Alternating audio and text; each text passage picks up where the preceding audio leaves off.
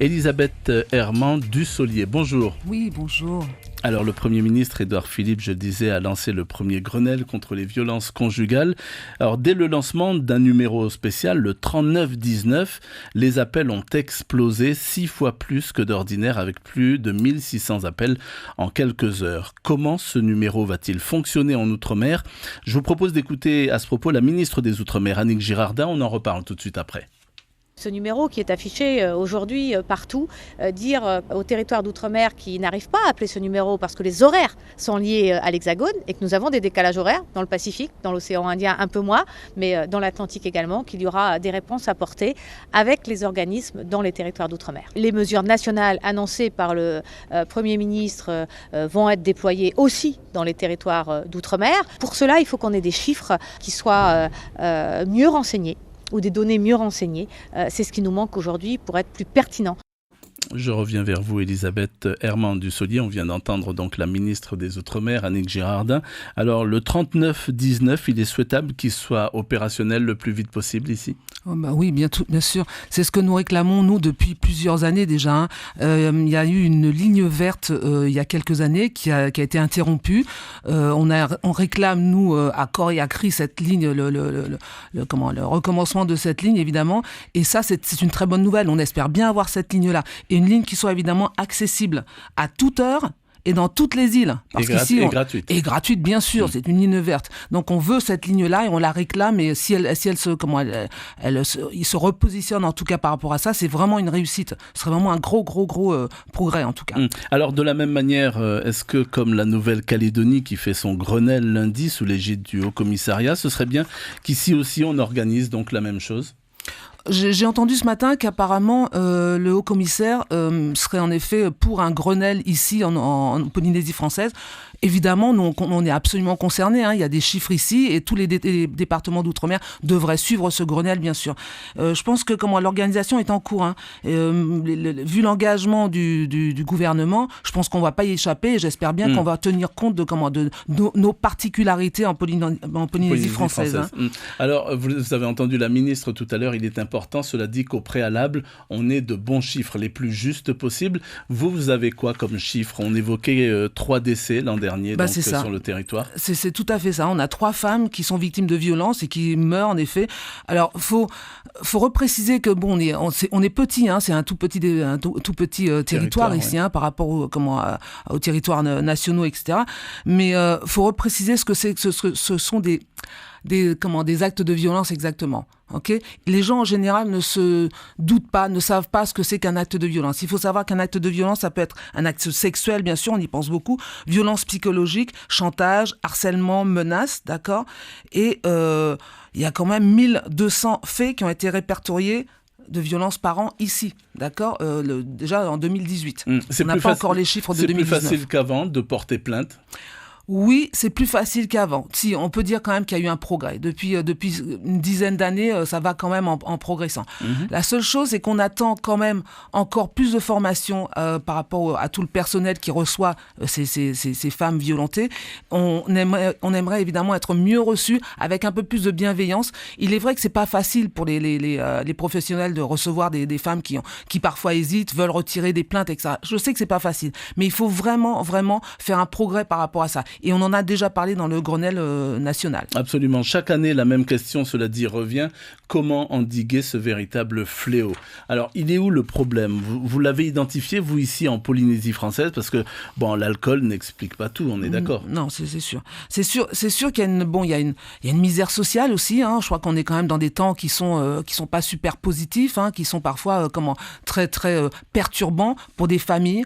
Les valeurs, parfois, sont un petit peu dérangées, etc. Et les familles ne s'y retrouvent pas et les hommes retrouvent difficilement le rôle qu'ils avaient avant et la société change et on a du mal évidemment beaucoup d'hommes en tout cas ont du mal à s'adapter à ces changements de société et c'est vrai que le rôle n'est pas vraiment facile.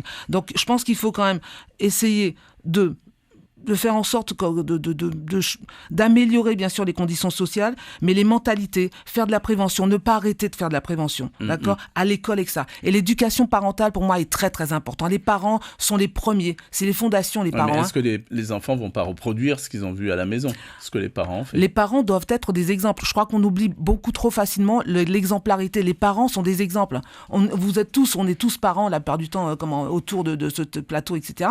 Et je veux dire que on a un rôle à jouer et ce rôle-là, faut pas le laisser forcément aux instituts ou aux profs. Ça commence à la maison, ça commence par l'éducation, ça commence aussi par tous ces stéréotypes sexuels. Les filles font ceci, les petits garçons font cela. Non, faut essayer de changer ça si on veut vraiment une égalité et une chance pour nos petites filles. Alors, dans la quête de solutions, la réduction de violences intrafamiliales fait partie des 4 priorités du plan de prévention de la délinquance en Polynésie française. Pour y parvenir, des actions ont déjà été mises en place. Des téléphones grave danger ont été attribués à des femmes, 9 l'année dernière. Il faut agir dans quelle direction surtout ? Il y a beaucoup de choses. Faut élargir les moyens. Ça fait plusieurs années, ça fait des années qu'on réclame, nous, une gratuité pour le certificat médical. Quand une femme se fait agresser, etc., se fait violenter à la maison, il faut qu'elle puisse avoir un certificat médical et qu'elle n'ait pas à payer pour ce certificat médical. Nous voulons aussi une possibilité de transport. On en a beaucoup discuté à Montréal, évidemment, avec l'hôpital, etc. Une possibilité de transport avec des conventions signées, soit avec les affaires sociales, soit avec l'hôpital. Mais il faut trouver des solutions. Les femmes, quand elles arrivent à l'hôpital, quand elles arrivent dans des situations graves, elles n'ont pas de transport. Elles n'ont pas de moyens de transport, elles n'ont pas de moyens. Donc il faut leur donner les moyens, il faut absolument pouvoir aussi avoir la plainte accessible à l'hôpital.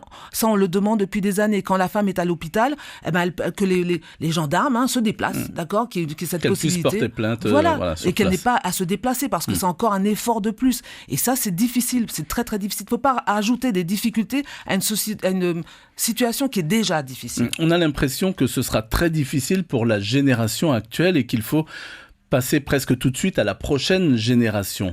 Non, faut pas oublier les générations actuelles. C'est celles qui vont faire les futurs. Oui, non, absolument pas. Rien n'est perdu. Tant qu'en effet, on est sur des mentalités, on sait que ça va être long, d'accord, mais rien n'est perdu. Il faut absolument pouvoir canaliser certaines violences. Il faut absolument pouvoir, en effet, éduquer des gens, faire de la prévention, et pas forcément avec des choses négatives, mais en effet, en parlant de grandes valeurs comme l'amour, le respect, la dignité, d'accord, parce qu'à mon avis, ce terme est quand même pas mal bafoué en ce moment. Je pense que tout ça, il faut le remettre au jour. C'est pas des valeurs qui sont hors normes et qui sont, comme on dit en anglais, out of date, c'est-à-dire qui sont plus d'usage. Il faut revenir aux fondamentaux. Le planning familial à l'école, par exemple, ce serait bien. Oui. Ouais. On en a fait, on parle beaucoup. Moi, j'ai enseigné dans les lycées ici, et dans un lycée ici en particulier. Et c'est vrai qu'il y a quand même du travail de fait avec l'infirmerie sur tout ce qui est contraception et tout ça, parce qu'elle sait aussi. Et lors de ces moments, on parle aussi évidemment de sexualité et de violence. Et la violence, elle commence très très tôt chez les jeunes. Il faut prendre ça en compte. Très très vite, on en vient à ce cas qui a défrayé la chronique ces derniers temps. Depuis jeudi dernier, 80% du personnel de l'Intercontinental Moorea a cessé le travail. Des revendications d'ordre social ont été présentées, mais en fait, les grévistes réclament la réintégration immédiate de 4 salariés accusés de viol en Réunion. Les faits se seraient produits en juillet dernier. Alors, dans cette affaire, l'histoire a été révélée donc quand la jeune femme s'est vue offrir un CDD. Et on a l'impression que cette femme est aujourd'hui très seule. Non, elle n'est plus très seule. Vous regardez, vous écoutez un petit peu ce qui se passe autour, les réseaux sociaux, etc. Ils valent pour ce qu'ils valent. Mais cette femme n'est pas seule. D'abord, elle est avec nous, on est avec elle, et elle profite de commander certaines choses. Vous lui avez trouvé un avocat, c'est ça ? Tout à fait, on lui a trouvé un avocat. On aide son mari, sa famille, puisqu'on est en contact avec elle, bien sûr, et avec son conjoint. C'est des gens qui essayent maintenant de se reconstruire. C'est très, très difficile. Et on l'a vue il y a encore 2 jours et on a des nouvelles d'elle tous les jours, d'elle et de son conjoint. Oui, parce qu'elle a fait une tentative de suicide. Bien sûr, ouais. Ouais. D'accord. Bien sûr, c'est pas une évidence, mais n'empêche que vu la situation, on peut comprendre qu'elle soit complètement bouleversée. Il est 7h25, Elisabeth Herman Dussolier, merci d'avoir accepté notre invitation. Je rappelle que vous êtes la vice-présidente de l'association Wahine Orama à Moorea. Merci. Merci à vous. C'était l'invité café du lundi au vendredi.